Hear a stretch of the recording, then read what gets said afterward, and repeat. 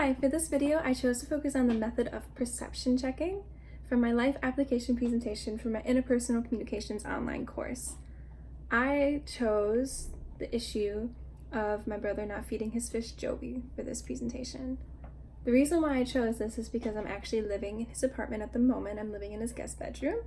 I'm doing this because my lease will start in August with my other roommates, so until then, I'm homeless and I need to stay in the area for my job.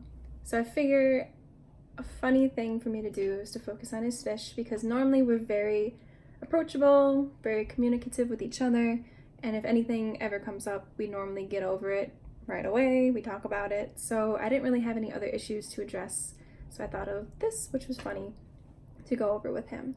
A little thing about my brother: he is 24 years old. I have two older brothers. He's the middle one, so this is me.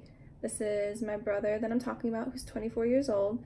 And then my oldest brother is 27 years old. He's actually living in China at the moment.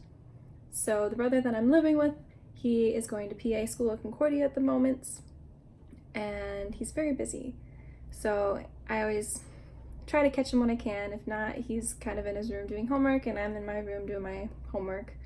So it's very chill between us. Have any issues, we'll address it. We've always been close ever since we were little.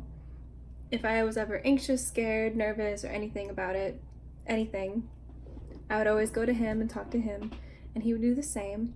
And before we were living together recently, we would Snapchat each other every day just to keep up our streak and to keep up connection with each other, because we enjoy talking with each other and hanging out and play video games. We're pretty much best friends. So for my actual interaction with him, I said that I noticed that you haven't been feeding your fish Joby ever since I've moved in to your guest bedroom. And I also said, I don't know if this is because I'm living there and you don't come into the room as much, or if you're just too busy with PA school and with homework. And then I also asked, what's your perception of the situation? What do you think? And he was kind of funny about it. He's like, both, because that he is in PA school, so he's really busy with his homework, so he doesn't really have time to think about feeding a fish. Also, he told me that he always would only remember to feed his fish when he came into this room to study, because this was his guest bedroom / his office area, study area. So now that I'm in here, both of those things kind of deter him from feeding his fish.